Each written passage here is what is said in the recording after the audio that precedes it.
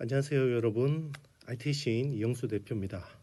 네, 오르비스 투자 전문 테크 팀장 맡고 있죠. 자, 오늘도 우리 그 테크 갈아먹기 한번 해보도록 하겠습니다. 테크 갈아먹기. 오늘은 삼성전자 감산이 결국 DDR5의 수혜가 될까라는 이제 투자 아이디어를 가지고 여러분들에게 좀 설명을 드리도록 하겠습니다. 이제 뭐 뉴스는 다 보셨겠지만 일단 삼성전자가 감산을 발표했죠. 공식적으로 25년 만에 공식화했습니다. 일단 감산을 하겠다라고 이야기를 했고, 기존의 라인 최적화 외에 추가로 의미 있는 수준까지 생산량 하향 조정하겠다. 자, 기존에는 우리는 인위적 감산 없다. 자, 자연적 감산은 있다.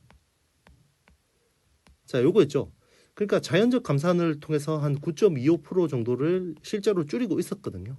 여기에서 인위적 감산으로 얼마나 줄여야 되나? 한 15% 정도 줄이면 굉장히 의미 있는, 그럼 토탈 한 25%, 20에서 25% 정도를 이제 줄이게 되는 거죠.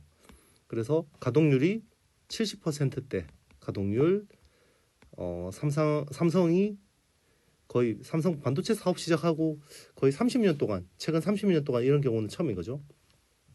자, 뭐 그동안에는 이 메모리 반도체 산업 같은 경우는 100% 이게 라인을 돌리고 여기서 가격이 오르고 내리는 게 게임의 룰이었어요. 그런데 이제는 패러다임이 바뀐 거죠. 왜냐면 기존에는 이게 제수의 딜레마처럼 경쟁사가 안 줄이는데 나만 줄이면 억울한 거죠. 그러니까 손실은 봐도 되는데 남 잘 되는 거는 안 된다. 이런 것들이 어떤 조직 문화 내에서 팽배한 것들이 있었는데 요게 이제 30년 만에 깨진 거예요. 그래서 물량 경쟁이 이제 종말했다라고 보면 되는 거고요. 이제 사업 모델이, 메모리 사업 모델이 바뀌었다라고 볼 수 있는 거죠. 그래서 이번 하락 사이클이 정말 메모리 공급단에서 입힌 영향이 정말 지대한 타격이었다라고 생각이 듭니다. 그래서 이제 메모리 업체들은 내년이 이제 진짜 진검승부다라고 이제 보고 있는데요. 일단 지금은 이제 공급 쪽에서 나올 수 있는 호재들은 다 나왔어요. 공급 이슈는 다 나왔다고 봐야 되죠. 삼성까지 백기통했기 때문에. 자, 이제는 수요를 봐야 되겠죠, 여러분. 수요를 봐야 됩니다. 수요가 어떻게 올라올까? 지금 보면 노트북 PC가 먼저 올라오고 스마트폰이 올라오고 서버 쪽으로 올라오겠다.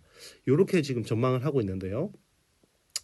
그렇게 보는 이유는요. 일단은 언택트 때 노트북 PC 되게 많이 바꿨잖아요. 요게 이제 교체 사이클이 오고 있어요. 교체 사이클이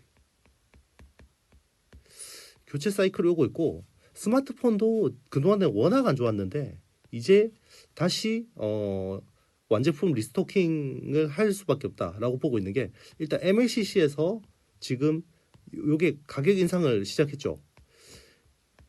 요게 이제 스마트폰 반등의 어떤 트리거로 보고 있는 거예요. 그래서 최근에 이제 중국 업체들 뭐 그 이 MLCC 가격을 올리기 시작했으니까 요게 이제 스마트폰 수요 회복으로 이어질 거라고 보는 거고, 결국 이제 서버는 하반기 사파이어 레피즈, 인텔 사파이어 레피즈. 자, 결국 여기서 이제 DDR5 수요가 올라올 거다, 이렇게 보고 있는 거죠. 자, 지금 뭐 메모리 산업 수출 현황 보면요, 이제 전반적으로 전년 대비해서 YOY로 보면 정말 참혹하죠. 근데 이제 좀 긍정적으로 볼 수 있는 포인트는 3월부터 MOM, 그러니까 전달 대비해서는 이제 성장세를 기록했다. 그래서 수요 저점 확인했다라는 게 좀 의미가 있을 것 같습니다.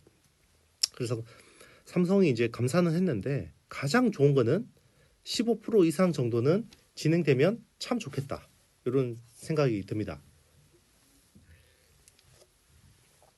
자, 15% 정도는 인위적 감산해야지 여기 수급 정상화에 유의미하고, 그리고 재고 소진 사이클이 빨라진다라는 거죠. 자, 일단은 지금 삼성이 이 감산 언급한 것만으로도 심리적인 영향은 커요, 고객사들이.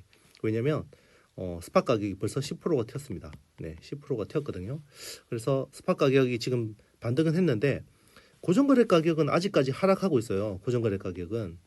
그래서 사실은 투자 입장에서는 사실 지금이 기회일 수도 있습니다. 왜냐하면 스팟 가격은 오르고 고정거래 가격은 내려가고 있기 때문에 조만간 고정거래 가격이 반등을 할 수밖에 없겠죠.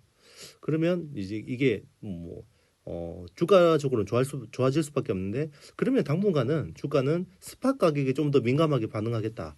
이런 게 이제 제 생각입니다.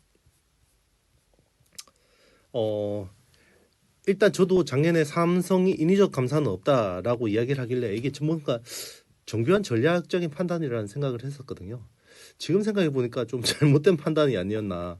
네. 잘못된 판단이 아니었나 이런 생각이 좀 듭니다. 네. 뭐 제가 못 보고 있는 부분이 있을 수도 있겠지만 일단 그 결과가 뭐냐는 거죠. 작년 가을에 만약에 SK 하이닉스하고 마이크론이 감산했을 때 같이 동참을 했었으면 삼성도 이게 재고 소진이 굉장히 빨라졌을 수도 있어요. 그런데 삼성이 지금 마켓시어 시장 점유율을 5% 정도를 높이기 위해서 지금 1분기 4조 적자, 2분기 4조 적자, 3분기 한 2조 적자. 요거는 굉장히 어떻게 보면 안 좋은 시나리오 중에 하나라고 보시면 되는데요. 어쨌든 10조 정도의 적자가 날 것 같다라는 거예요. 지금 미니멈 한 7조 정도 보고 있어요. 그래 뭐 좋아요. 시장 점유율을 높이고 뭐 경쟁사 퇴출시키고 이거를 이제 노렸냐? 자, 그런데 지금 반도체라는 게 시장 논리가 중요한 게 아니라 지금 안보의 대상이에요. 반도체는. 그죠? 뉴스 보시면 알겠죠. 미국 칩스법하고 K 칩스법이 왜 나옵니까? 이제 안보의 대상이란 말이에요. 그러면 치킨 게임 하려면 옛날처럼 경쟁사 퇴출을 시켜야 되는데 지금 전 세계 어떤 정부도 자국 반도체 기업을 망하게 놔둘 수는 없어요. 그러면 자금을 태운단 말이에요. 그리고 지금 내부적으로도 삼성이 치킨 게임을 하기 힘든 이유가 있어요. 왜냐하면 치킨 게임을 하려면요 기본적으로 재고가 적어야 돼요. 근데 지금 재고 굉장히 많죠. 그리고 원가 경쟁력이 중요한데 통상적으로 삼성은 한 15% 정도의 원가 경쟁력이 있거든요. 그런데 지금은 없어요. 왜? 삼성이 못해서 그런 게 아니라 지금 EUV를 투자해야 되는 사이클이에요. EUV 아시죠? 대당 2천억입니다. 네. 그리고 하이 NA 차세대 EUV는 5천억입니다. 이거 줄 서서 사야 되는데요. 이거 지금 삼성은 디램에도 투자해야 되고 파운드리에도 투자해야 되거든요. 이 EUV를. 그런데 이걸 지금 온갖 경쟁력을 가질 수 있는 구간이 아니라는 거죠. 그래서 지금 쉽지 않고 이제 과거에 보면요. 이 치킨 게임을 할 때 엔지니어들이 이 웨이퍼에서 비트 그로스를 얼마나 딱 뽑아낼 수 있을지 이거를 딱 정교하게 생산 계획을 가져오고요. 재무통들이 정말 이 캐시플로우, 프리캐시플로우 데이터를 딱 제시해서 이게 딱딱 됐어요. 근데 지금 삼성이 그런 삼성이 아니거든요. 그래서 약간 전략적인 미스가 있지 않았을까 이런 생각이 저의 생각입니다. 사실 10조 원 정도면 웬만한 그냥 M&A 하나 할 수 있는 규모인데 참 안타깝긴 합니다. 네. 어쨌든 지금이라도 뭔가 어떤 방향 전환을 한 거는 뭐 불행 중 다행이라고 볼 수 있지 않을까 생각합니다. 자, 그러면 삼성 감산이 어떤 영향이 있을까? 네. 일단은 고수익 DDR5 쪽에 이제 좀 집중이 될 것 같아요. 왜냐하면 감산을 어디서 하냐? 자, 지금 삼성은 D램 라인이 평택 라인이 있고 화성 라인이 있거든요. 네. 요게 한 6개 라인이 있는데 이 중에서 화성 라인에서 3에서 6개월 정도 감산을 할 가능성이 높아요. 왜 그러냐? 자, 화성은 주로 DDR4 같은 범용이고 레거시 팹이에요. 그런데 평택은 DDR5, LPDDR5 같은 이런 것들 최신 제품 생산하기 때문에 주로 화성이 어떻게 보면 지금 감산의 타깃이라는 거예요. 그리고 지금 뭐 자연적 감산이 웨이퍼가 한 5에서 7% 투입이 줄어들었는데, 네, 이 보면 뭐 트렌드 포스트 자료 나오죠. 10인치 웨이퍼 기준으로 지금 1분기, 2분기 생산량이 60만 8천 장인데 작년 4분기 67만 장 대비해서 지금 9.25% 줄었다는 거죠.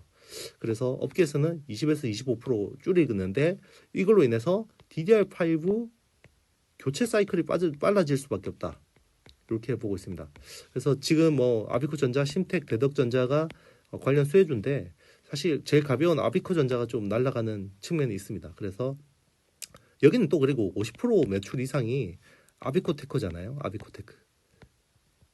여기는 이제 PCB 쪽인데 PCB고 여기는 이제 전장이죠. 전장이거든요. 전장이 70% 이상이에요. 여기 한 연간 900억 정도 매출을 하는 회사인데 자회사가 뭐 100% 자회사기 때문에 다 저기 연결로 잡히는 거고요. 전장 매출이 70%예요. 그러니까 최근에 이제 현대차 쪽 분위기가 좋으니까 여기 이제 뭐 당연히 아비코전자가 좀 이런 부분들 수동 소자하고 뭐 이런 전장 쪽에서 좀 분위기가 좋으니까 이런 것들로 이제 아비코전자를 좀 주목해서 보고 있지 않나 이런 생각이 들고 있습니다. 앞으로도 제가 좀 감산 관련해서 좀 이슈가 나오는 것들은 투자 아이디어가 나오는 것들은 바로바로 여러분들하고 좀 공유를 하도록 하겠습니다. 네, 영상 봐주셔서 감사하고요. 다음 시간에 뵙겠습니다.